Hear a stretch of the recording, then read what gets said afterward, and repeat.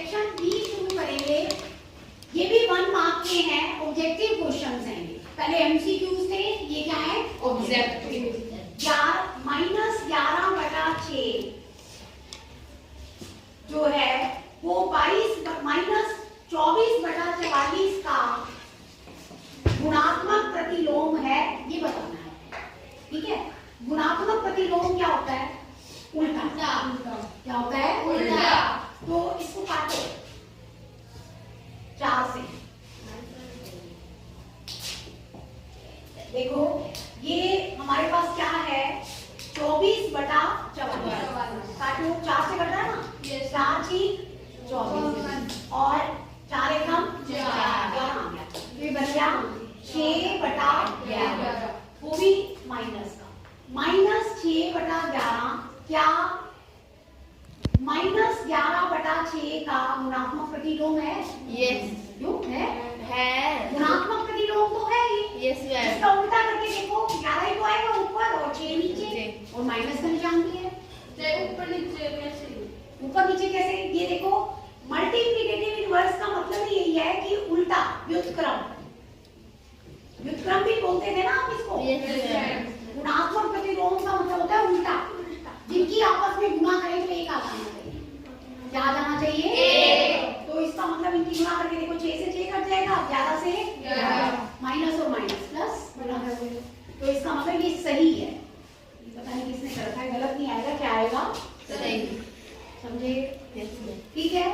अगर योज्य प्रतिलोम पूछ ले तो गलत है। योज्य में सिर्फ माइनस का निशान बदल जाता है। ठीक है, तो ये क्या आएगा? ये इसका गुणात्मक प्रतिलोम है। समझ में आएगा?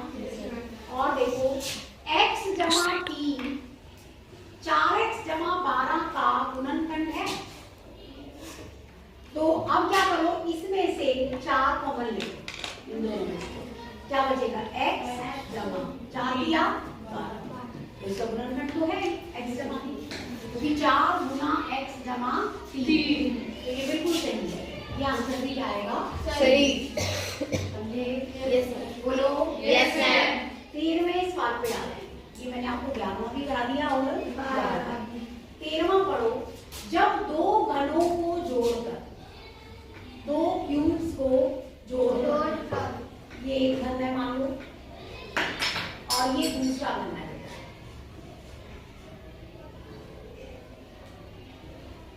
समझ गए? ये 2 घन जोड़ दिए मैंने। 2 घनों को जोड़कर एक घनाभ बना दिया। क्या बना दिया? एक घनाभ। तो घनाभ का कुल पृष्ठीय क्षेत्रफल घनों के कुल पृष्ठीय क्षेत्रफल के योग के बराबर होता है। आप ये देखो, ये तो हो गया घन। घन की भुजा क्या होती है? बताइए होगा। दूसरे घन की भुजा को मान लो, हमने क्या मान ली? बी भी मान सकते हो। क्या क्या होगा भुजा का योग? तो बी। जब 2 घनों को लिखा हुआ है, सेम नहीं कह रखा है, क्या नहीं कह रखा? सेम। तो 2 घनों को जोड़कर क्या बनाया गया? एक घनाभ। ठीक है, तो घनाभ का कुल पृष्ठीय क्षेत्रफल घनों के कुल पृष्ठीय क्षेत्रफल के योग के बराबर होता है। एक घन का कुल पृष्ठीय क्षेत्रफल क्या होता है? 6 दूसरे घन का भी 6 तो कुल पृष्ठीय क्षेत्रफल क्या होगा? 12 ठीक है, दोनों घनों के योग। अब घनाभ का करके देखो, घनाभ की लंबाई क्या है? 2 L तो क्या हो गई? 2। घनाभ की चौड़ाई क्या है? 1। समझ रहे हो? और घनाभ की ऊंचाई भी क्या है? 1। सिर्फ लंबाई में परिवर्तन हुआ है, नाम से देखो। 2 बनी है, चौड़ाई और ऊंचाई तो वही है। समझ रहे हो? Yes ma'am. तो घनाभ का पृष्ठीय क्षेत्रफल बताओ।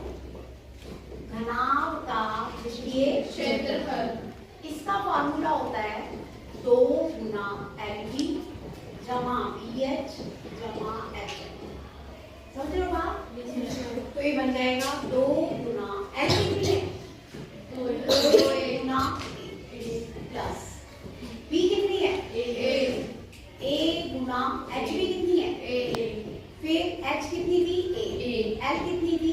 2 2 गुना ये 2 1 ही 2 प्लस 1 ही 2 प्लस फिर 2 1 ही 2 बोलो यस मैम 2 2 4 4 और 1 5 तो क्या आ गया 2 गुना 5 कितना बना 82 क्या ये बराबर है नो मैम नहीं है तो आप लिख देंगे फॉल्स क्या आ जाएगा False. गलत समझे यस मैम बोलो यस मैम ये मेरा कौन सा क्वेश्चन हो गया 13 ठीक है क्लियर है सभी को यस मैम आगे देखो जब किसी संख्या को 7 से गुना किया जाता है हम एक संख्या मान लेते हैं x किससे गुना कर दिया 7 से।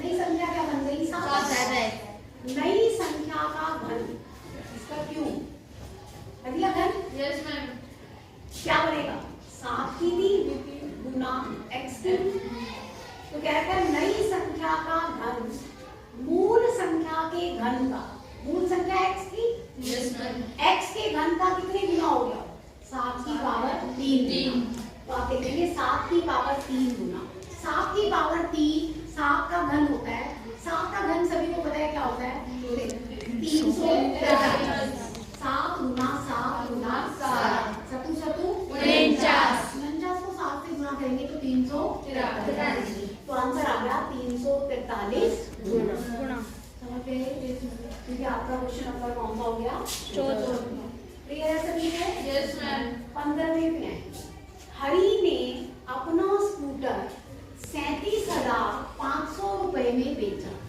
कितने में बेचा है 37,500 रुपए में और 48,375 रुपए में खरीदा था देखो खरीदा तो ज्यादा में था और बेचा कम में तो उसे अपने स्कूटर पर क्या होगा हानि क्या होगा हानि तो हानि क्या होगा हानि लॉस होगा क्योंकि खरीदा तो उसने 48,000 समथिंग में था और बेचा 37,000 में था तो कम में बेचा है तो इसका मतलब उसको हानि है लाभ या हानि बताना था तो इसका आंसर क्या हो गया हानि समझ गए यस मैम आगे देखिए 2a ये ना a शायद मिसिंग है 2a सेंटीमीटर भुजा वाले एक वर्गाकार कागज से एक वर्गाकार कागज है इसकी भुजा क्या है बच्चों 2 क्या है 2 ये कह रखा है इसमें से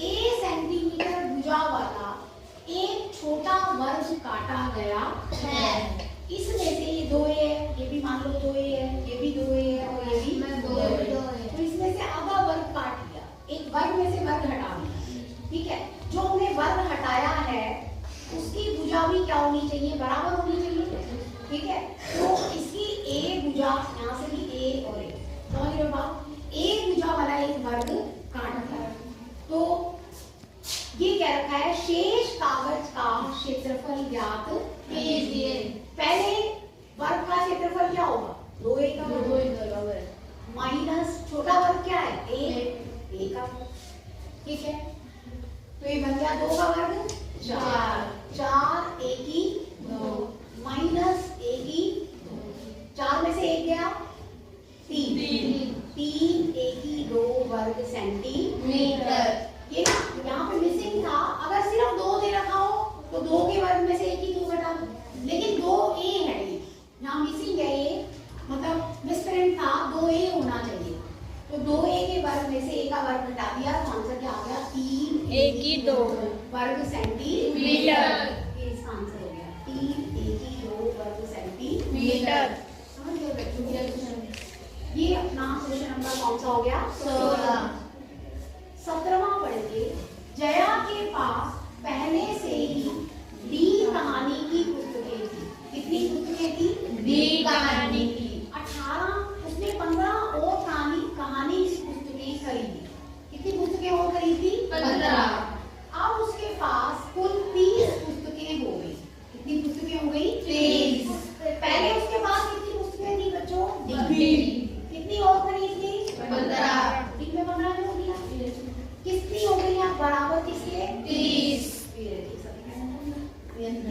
जमा 15 बराबर 30।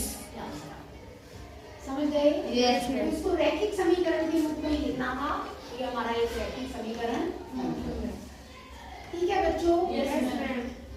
ये व्यक्त कर दिया हमने। d जमा 15 से घटकर -5 डिग्री सेल्सियस हो गया तो तापमान में कुल कितने की गिरावट हुई? ठीक है, पहले तापमान कितना था?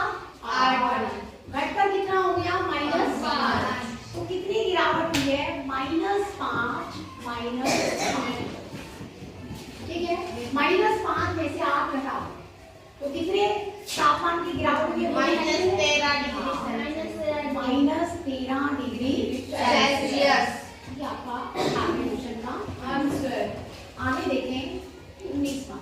21x/2 गुना 1/3 y/2x।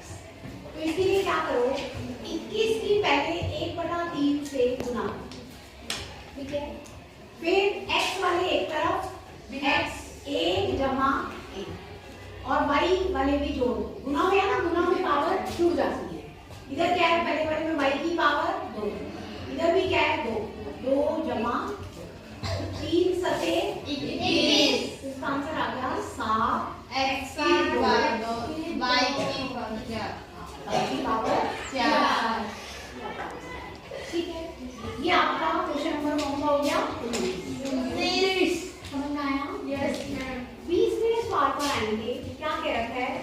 एक दुकानदार के पास विभिन्न प्रकार की पेस्ट्री के ऑर्डर हैं। नीचे एक चित्र में ग्राफ में दिखाए गए हैं। उसे 10 रेड वेलवेट पेस्ट्री के लिए एक नया ऑर्डर मिलता है। 10 कौन सी कह रखा है? रेड वेलवेट पेस्ट्री का एक नया ऑर्डर मिलता है। नए ऑर्डर को शामिल करने के बाद किस पेस्ट्री का सबसे कम ऑर्डर होगा? देखो बेटा ध्यान से, ये ब्लैक करंट पेस्ट्री के कितने हैं? 20। ये जो बटर स्कॉच है इसके कितने हैं?